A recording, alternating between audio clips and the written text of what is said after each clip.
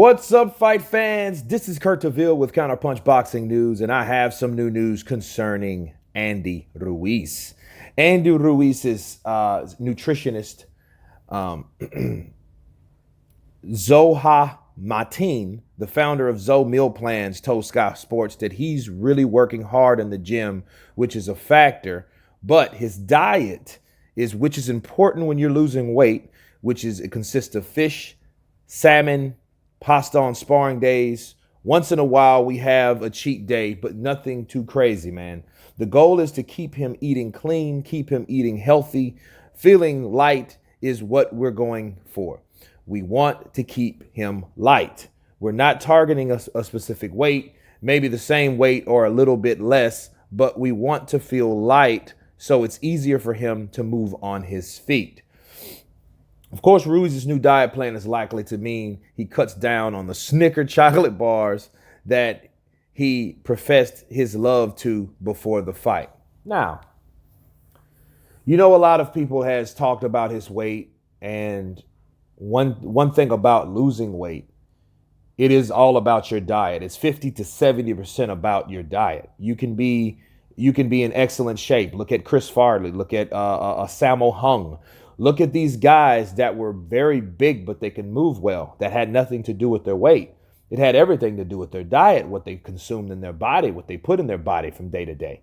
So that's one of the reasons, or one of the most important reasons, that Andy Ruiz is getting slimmer and looking slimmer now. And of course, a lot of people are up in the air with the game plan or the reasoning behind him losing all this weight. But I have to remind people that if they figure that's the best thing for their team, so be it.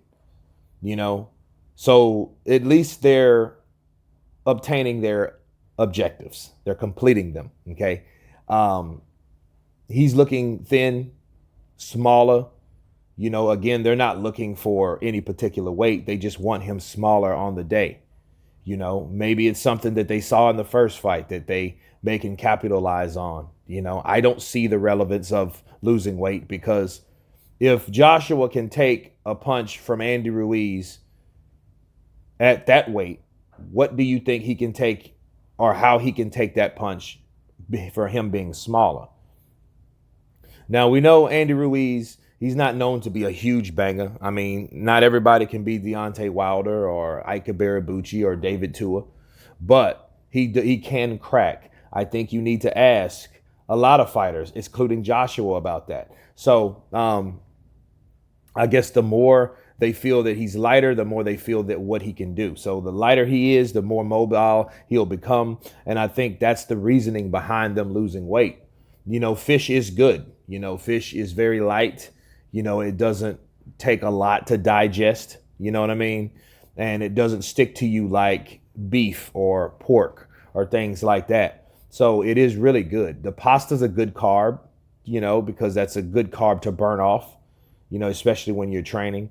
Now, I don't know about the cheat days, but it don't matter, because it looks like they haven't had too many cheat days, because Andy Ruiz looks a lot smaller.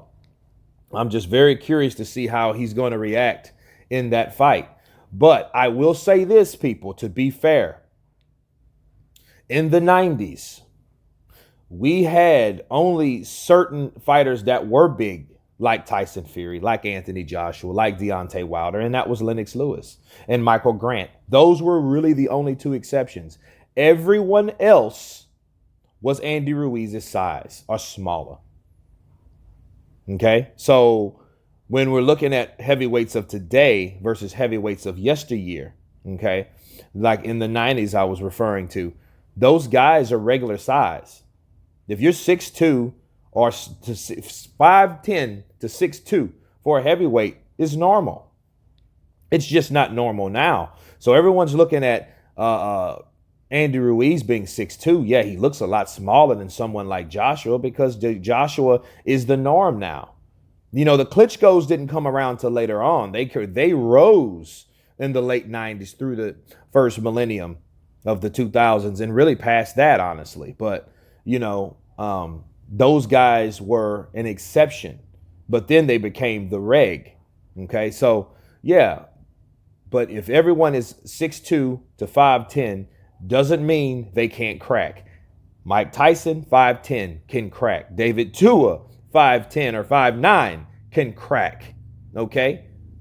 Ika Barabucci, Evander Holyfield, these guys can punch.